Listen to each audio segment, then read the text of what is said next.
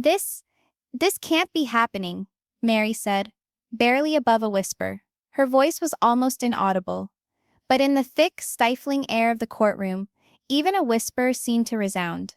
Her fingers shook uncontrollably as she clutched the edge of the wooden bench, the cold varnish slippery beneath her fingertips.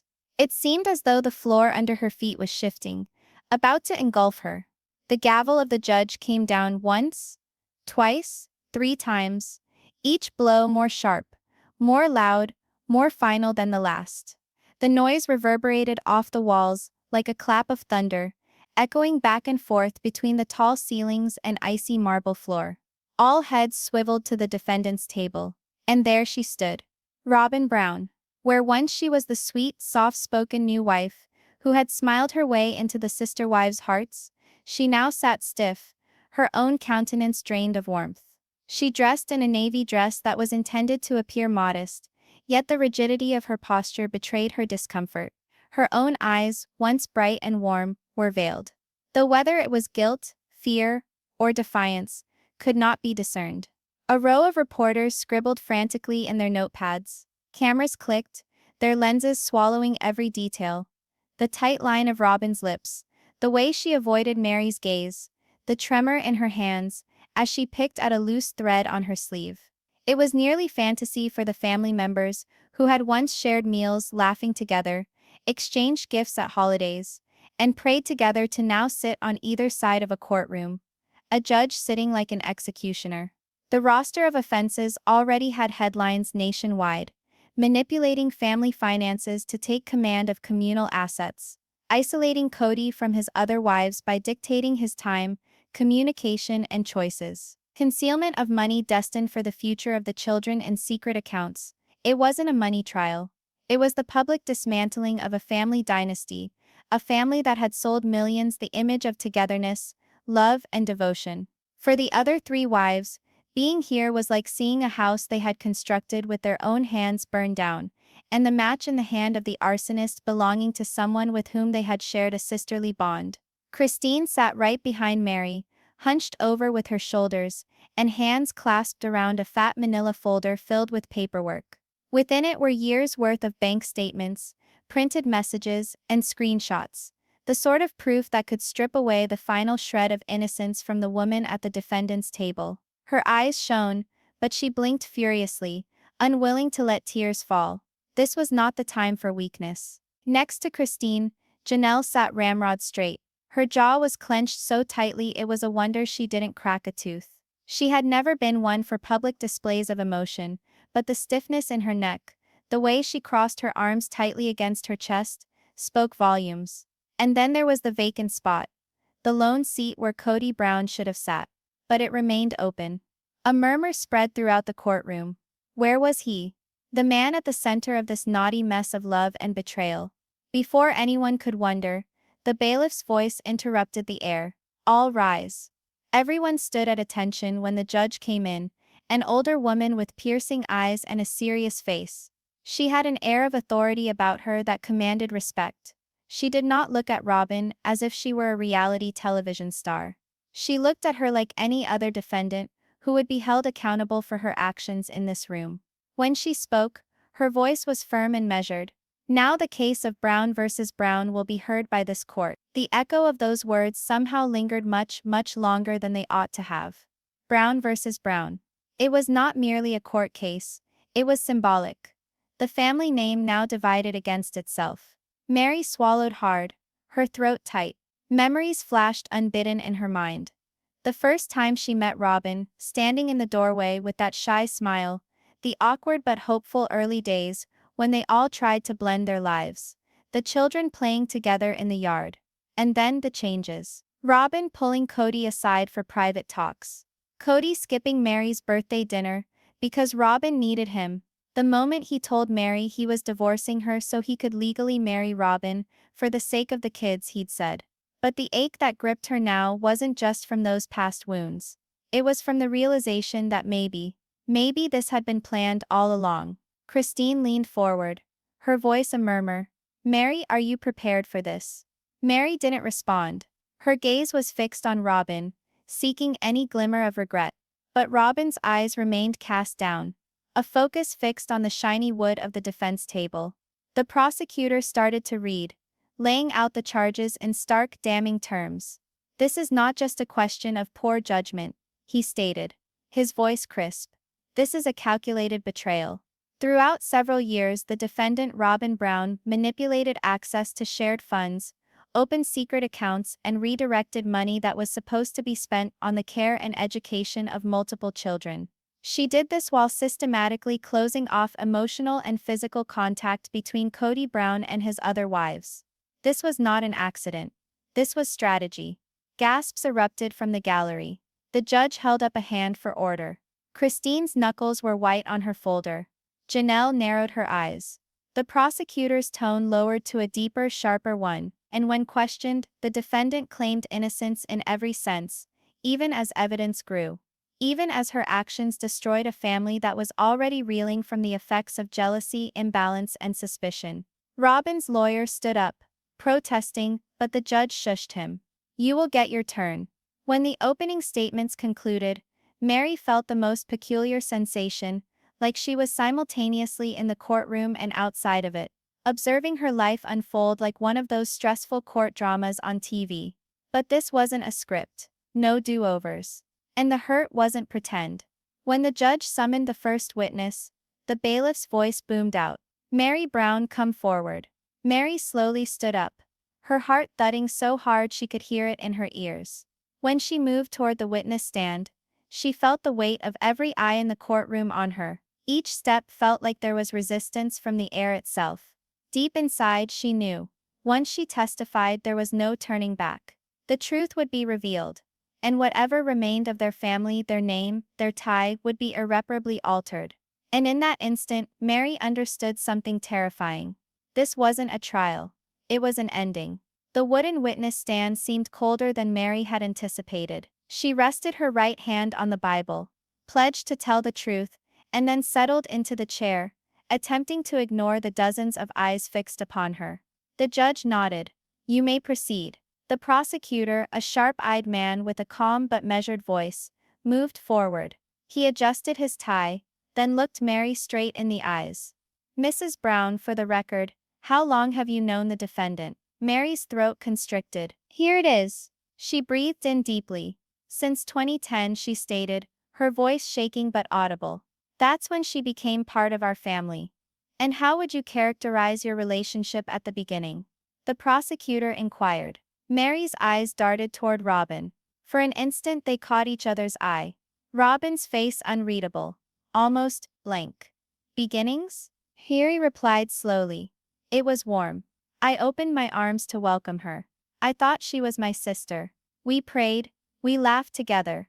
I thought she came to us with pure intentions." The prosecutor stepped closer. And when did that happen?" Meri's jaw shook. Memories flickered through her head. Times she'd pushed deep inside for years. It began small. She started private conversations with Cody that would take hours. Reasons for why they needed to be by themselves. Trips into town that did not involve the rest of us. Initially, I excused it as normal. New marriages take time. But then, she took a deep breath and swallowed. Then the birthdays began to alter. "Birthdays?" the prosecutor asked, her eyebrow raised. "Yes." "Cody ceased attending some of ours. The following year after Robyn came aboard, he skipped mine altogether. He told me she needed him that day. And it didn't end there. Holidays, anniversaries, they all revolved around her schedule." The gallery behind her shifted uncomfortably. Reporters scribbled faster. The prosecutor's tone became softer, as if welcoming her to tell more. "Mrs. Brown, did you ever see anything out of the ordinary with the family's finances during this period?" Meri slowly nodded. "Yes. Initially it was discreet. Funds from the joint account were transferred. But we thought perhaps Cody was investing or paying bills. Then larger amounts disappeared. Thousands here and there. When I questioned it, I was told not to worry, that it was being handled." The prosecutor leaned his head. "And who said that to you?" Meri's eyes dropped to her lap. Her voice was softer now. "Robyn, she told me she had means to protect the money from poor choices. She promised she was protecting it for the kids. And I believed her. I wanted to believe her. Robyn's lawyer leaped to his feet. Objection? Speculation about motive. The judge peered over her glasses. Overruled. Go ahead, Mrs. Brown, but adhere to facts. Meri nodded. The facts are. E. The money never returned. And then gradually I spent less time with my husband. Less time with my family. Robyn and Cody were constantly together. The rest of us, Christine, Janelle and myself, were left to sort out everything else by ourselves. Her voice broke, and she gripped her hands tightly together, to keep them steady. Mrs. Brown, the prosecutor added softly. How did that feel? It was an easy question to ask, but the reply clawed its way up from the darkest recesses of her. It felt like my life had been stolen. My marriage, my family, my trust. I spent years working hard to be a good wife, a good sister, a good friend, and then I was cast aside, replaced. Christine moved back behind her. Blink quickly. Janelle stared down at the floor. The prosecutor moved closer. Did you talk to Robyn about anything like that? Meri paused. Once. I confronted her about why she was stealing Cody from us. Why the money was going into accounts I didn't know. She said I was seeing things. That I was insecure. And then she told me that Cody and she had aspirations that didn't include all of us indefinitely. A murmur of shock rippled through the courtroom. The judge slammed her gavel for quiet. The prosecutor's voice turned cold. Plans, Mrs. Brown. Did she define what that was? Meri nodded slowly. She said, she and Cody were creating a life where they could concentrate on her kids. That the rest of us would have to find our own way. Gas broke out. Cameras snapped. Someone in the back murmured. Unbelievable. The judge leaned forward. Mrs. Brown? Do you have any evidence of these words? Meri unfolded, producing a crumpled sheet of paper from her pocket. I documented it all. Every discussion. Every withdrawal date. Every time Cody skipped an event for Robyn. I kept them all. The bailiff presented the paper to the judge, who glanced at it hastily. Her eyebrows rose by the smallest margin. The prosecutor smiled weakly. Thank you, Mrs. Brown. No further questions. But before Meri could relinquish her throne, Robyn's lawyer stood up. His tone was soothing, almost gentle, a deadly paradox. Mrs. Brown, you indicated that you welcomed my client into your family. Might it be that your emotions have been clouded by personal pain and not hard evidence? Meri's eyes were firm now. The pain is there, so are the facts. And isn't it a fact? The lawyer prodded. That your marriage to Cody was on shaky ground already when my client came along. Meri took a deep breath. Yes, we had issues, but we were still a family. And imperfect as we were, we battled our demons together. Until Robyn. The lawyer smiled slightly, seeming pleased, and sat. The judge nodded. Mrs. Brown, you are excused. As Meri returned to her chair, Christine reached out and gave her hand a light squeeze. It wasn't much, but in this room, it was like an anchor in a storm. Robyn continued to stare down at the table, her hands neatly folded in front of her. But Meri saw something. A small jerk in her jaw. The kind of tell only someone who knew her would be able to see. For the first time all day, Meri considered. Perhaps Robyn was scared. And that realization brought a tiny acrid feeling of justice. The judge hadn't even had a chance to finish calling the next witness before Christine Brown was up. She didn't require encouragement. She'd waited a long time for this moment. Her heels clicked gently on the floor as she walked over to the stand. Christine wasn't dressed to impress. She was dressed to be listened to. A dark green blazer, hair pinned neatly back. No loud jewelry. She wanted the court, and the cameras, to hear what she had to say, not how she looked. She rested her hand on the Bible, took the oath, and sat down. The prosecutor walked up to her with a small smile, but his voice was sharp. Mrs. Brown, tell me your full name and your connection to the defendant. Christine Brown, she answered quickly. I was her sister wife for 12 years. There was a slight bite in her tone when she said was. The prosecutor started walking slowly back and forth in front of the jury box. Mrs. Brown, you've presented a thick folder of papers to this court. What's in it? Christine picked up the folder from the table next to her, holding it tightly. These are records, bank statements, screenshots of messages, emails. I saved them because I knew someday the truth would have to emerge. She opened the folder and drew out the first page, a printout of a bank statement with a number of large withdrawals circled in yellow. Please read this document aloud for the record, the prosecutor instructed. This is a statement from the family's joint account. You'll see several transfers of $5,000 or more, all sent to an account in Robyn's name. The dates, they match perfectly with times when Cody was spending almost all his time at Robyn's house. The prosecutor's voice was steady. And did the family give permission for these transfers? Christine's lips compressed. No, we discovered it by mistake, when Janelle attempted to have a repair done on her car, and the account had less than $200 in it. The courtroom was completely silent, except for the scratch of pens and the gentle hum of the overhead lights. The prosecutor waved toward the folder once again.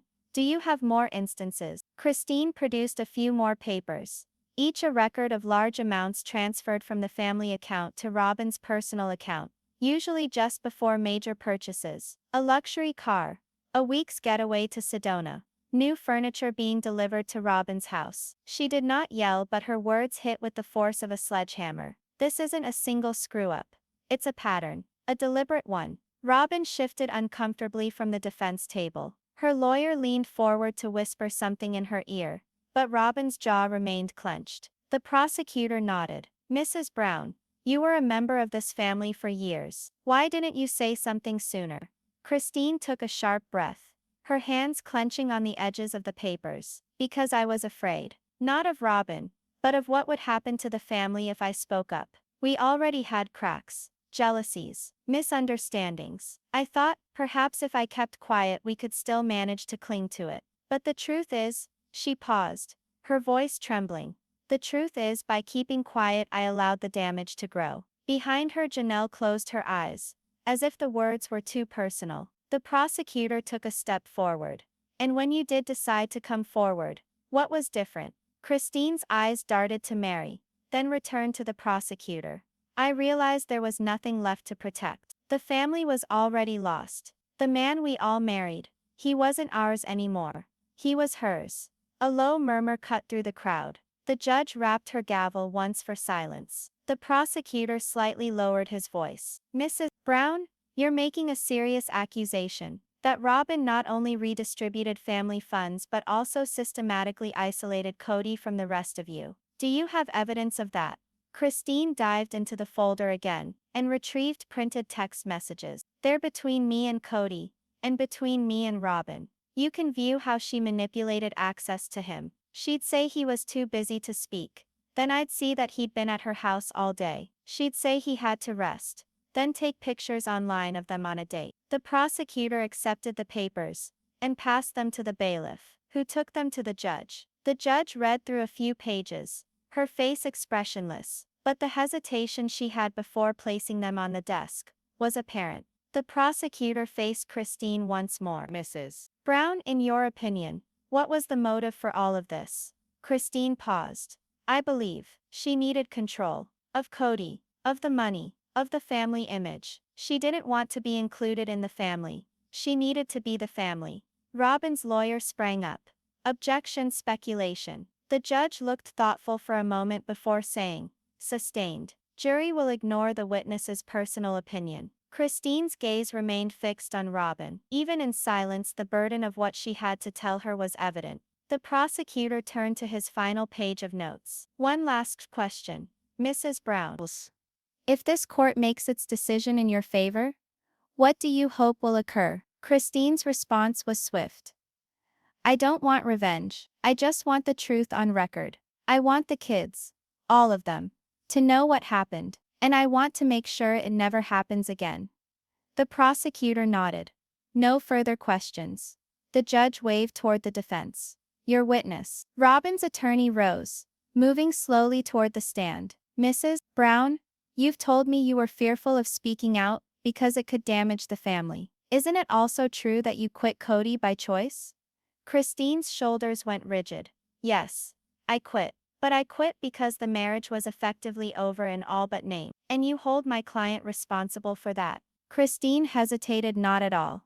Yes. The attorney tilted his head, almost smiling. Isn't it possible that Cody simply preferred her company? That your marriage failed for reasons unrelated to my client? Christine leaned forward slightly. Possible? Maybe. But the evidence in that folder says otherwise. The attorney gave a tight smile, turned and walked back to his table. No further questions. The judge waved aside Christine, and she went back to her seat next to Meri. The two women shared a swift, unspoken look, a combination of camaraderie and weariness. Just as the bailiff was summoning the next witness, however, heavy wooden doors at the rear of the courtroom groaned open. Heads turned, cameras panned, and there he was. Cody Brown, hair pulled back, suit wrinkled, eyes darting around the room, as if he had just entered the eye of a storm he didn't know how to survive through. He held in his hand one white envelope. The air changed. Whatever was in that envelope, everyone sensed it. It was going to set the tone for the trial. The gavel was overwhelmed by the creak of the courtroom doors as they swung wide. All heads turned. Cody Brown stood in the doorway, one hand holding the wood as if he needed it to balance. His hair, once a source of pride, was drawn back carelessly, strands escaping wildly. His suit looked as if it had been yanked from the back of the closet that morning. Rumpled at the sleeves, collar bent slightly. But it wasn't his looks that everyone noticed. It was the white envelope in his right hand. The envelope looked weathered, slightly bent at the corners, as if it had been carried around for a long time. The flap wasn't sealed, just tucked in, and the paper inside was creased like it had been read more than once. The judge peered over her glasses. Mr. Brown, the court was not informed you'd be testifying today. Cody's tone was low, bordering on hoarse. I'm not here to testify. I'm here because I have something the court must see. The prosecutor looked at Christine and Meri, then again at the judge. Your Honor, I move that we permit Mr. Brown to present his document, if it pertains to the case. The judge nodded briefly.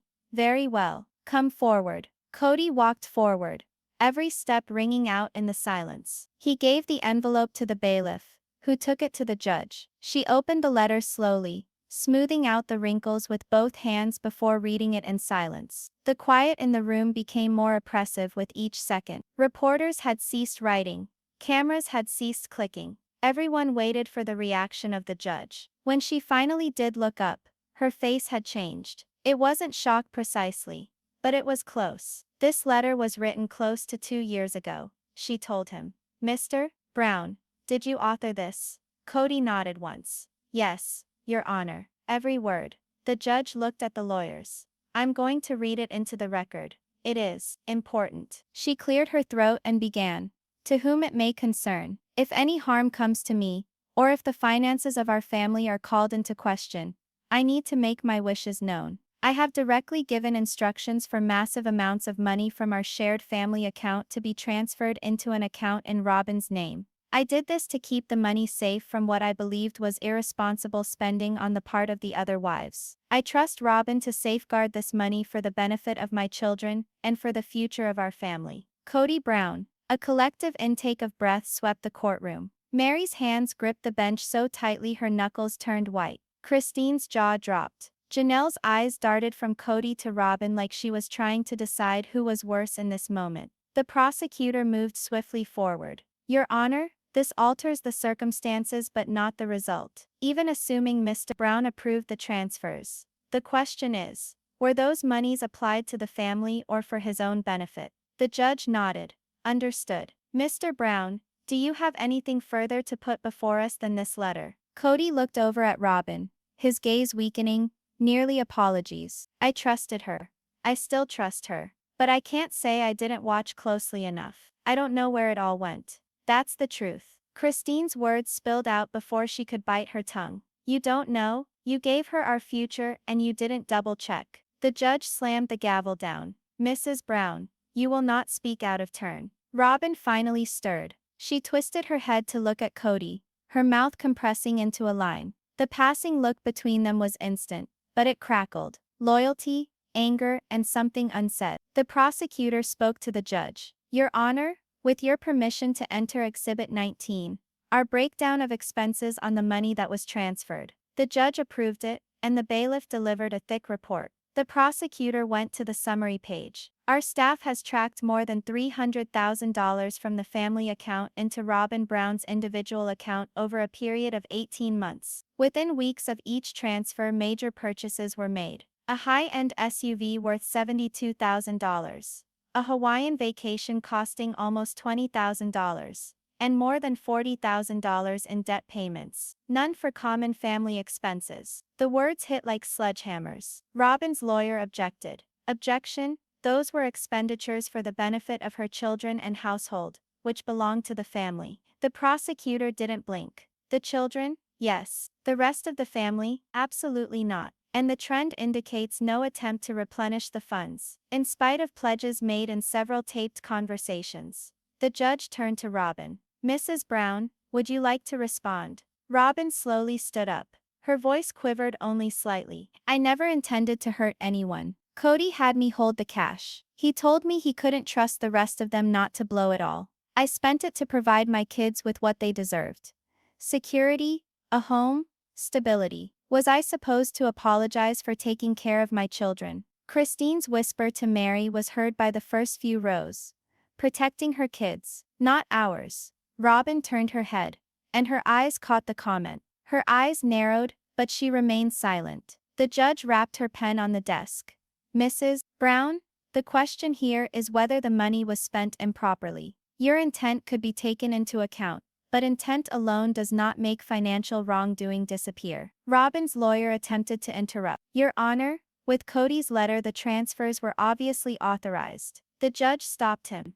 Authorization to keep funds in an account is not authorization to spend them for personal gain. The court will decide on that. Cody sat down in the closest vacant chair, ruffling his hair. He appeared older at that moment, not merely exhausted, but tired out, as though years of tense relations had finally taken their toll. The prosecutor, picking up on the emotional turn, again spoke. Your Honor, what this letter establishes is that both Mr. Brown and Mrs. Brown were less than forthcoming to the other wives. The injury was not monetary. It was the destruction of trust that bound this family together. The judge nodded a slow nod. We will recess for a quarter hour. Court will continue with the defense's closing arguments. The gavel slammed. As everyone stood, the noise level rose. Whispers, shuffling feet, reporters murmuring into recorders. Christine leaned toward Meri. That letter, it doesn't save her. It makes them both guilty. Meri's eyes stayed fixed on Robyn. I know, but for the first time, the whole world sees it. Robyn slowly gathered her papers, not daring to glance up. Cody remained in his seat, gazing at the floor. And way down deep in that heavy silence between them, you could sense it. The unvoiced awareness that regardless of what verdict would be rendered, the family they used to be was already lost. The courtroom door creaked open once more as the bailiff ordered all to return. 15 minutes. That was all it had been. But for Meri, Christine and Janelle, it felt like they had aged years. Christine sat down, clutching the edge of the table like she was bracing for impact. Meri's eyes were red-rimmed but dry, as if she'd already cried all the tears she could. Janelle didn't speak. She simply folded her arms, her face a mask. Robyn came in with her lawyer, head held high but shoulders pulled in. She didn't meet the other wives' eyes. Cody came in last. After her, his face that of a man who wasn't sure which side of the room he was on anymore. The judge reappeared, black robe flowing behind her, as she sat. The gavel struck once, strong and conclusive. This court will now render its decision. You could have heard a pin drop. The judge glanced at her papers, and then again at Robyn. Mrs. Brown, you are charged with financial malfeasance, namely the diversion of joint family assets for personal gain. Granted, this court recognizes that Mr. Cody Brown did sign off on said funds being transferred, but testimony has shown that the expenditure of said funds was not in accordance with the expressed purpose of reserving them for the collective future of the family. Robyn's fingers closed hard over the edge of the defense table. In consideration of the evidence, the court finds you guilty of financial mismanagement. This is not a criminal conviction, but a civil judgment, requiring you to repay $192,000 to the family trust within the next 12 months. The gasp that passed through the room was nearly as loud as the gavel. Robyn's eyes grew wide and for an instant her confident demeanor shattered. Her lips opened as if to say something, but nothing emerged. Her lawyer grasped her arm, whispering something in a hurry. The judge was not finished. Regarding Mr. Cody Brown, although you are not a defendant in this case, your role in facilitating this misconduct is obvious. This court highly encourages mediation between you and your estranged spouses to deal with the overarching issues of trust, transparency, and accountability. Christine's head shook slowly. Mediation. After this? What's left to mediate? The judge's eyes swept the courtroom. This case has uncovered more than fiscal wrongdoing. It has unveiled the erosion of relationships and the lack of trust. Court is adjourned. The gavel banged for the final time. The room burst into motion. Reporters spilling out into the hallway, cameras shuddering, lawyers collecting their papers. Meri stood tall, smoothing out her skirt. She faced Robyn. Years of words to Robyn had been polite, guarded, even tense. But now her tone was firm, biting, and unflinching. You might have told us. A conversation, Robyn, that would have sufficed. But you ensured that we discovered here, in this manner. Robyn's mouth shook. I was defending my children. You don't have any idea what it's like to. Christine interrupted, her words trembling with anger. Don't you dare pretend our kids didn't count. You didn't defend the family. You defended your position in it. Cody finally moved forward, hands raised as if to placate them. Stop, please. This isn't. Janelle confronted him, her tone low but deadly. No, Cody, you stop. You gave her the money, you kept us in the dark, and you asked us just to keep trusting you. All of this is on both of you. The ensuing silence was oppressive, heavy. Robyn blinked hard, as though she was attempting to force herself not to cry. You're all so quick to criticize. None of you were where I was. None of you knew how out of control things were getting. Cody gave it to me for safekeeping because he knew I wouldn't spend it. Christine scoffed. Safekeeper? You wasted it. On yourself. And now you want to act like you were some sort of martyr? For an instant, Robyn's expression turned hard. Not defensive, but frigid. Perhaps I'm the only one who realized what was real. Perhaps the rest of you were just resentful that Cody finally had a wife he could count on. Meri's eyes shone, but she didn't flinch. And perhaps you confused control with love. Because if this is what love looks like, Robyn, it's not worth holding on to. The words hit like a bottom blow. Robyn glanced away, her shoulders slightly curling. Cody tried to take her hand, but she didn't grasp it. She gathered up her papers and headed toward the door. Christine, Meri, and Janelle watched as she disappeared. No one said anything. There was nothing to say. Outside the courthouse, the atmosphere was different. Oppressive but somehow liberating. The air was thick with reporters, who shoved forward microphones and fired questions in every direction. Meri, will you be reconciling with Cody? Christine, did you feel justice had been served? Janelle, will you continue to battle for the family trust? They didn't pause to respond. The three women descended together down the courthouse steps. Their steps regular, their faces impassive. Christine finally spoke. You know, I thought I'd feel better. Winning. Proving the truth. But it doesn't feel like a win. It feels like an ending. Meri nodded slowly. That's because it is. Janelle released a deep, long breath. Then maybe that's okay. The three of them reached the sidewalk. Cameras flashed, voices called after them. But the noise faded behind them as they kept walking. Somewhere behind them, Cody emerged, walking alone. No Robyn at his side. No wives waiting for him. For the first time in decades, he was just a man without a family to lead. Christine didn't look back. Neither did Meri or Janelle. They had arrived at the courthouse seeking justice.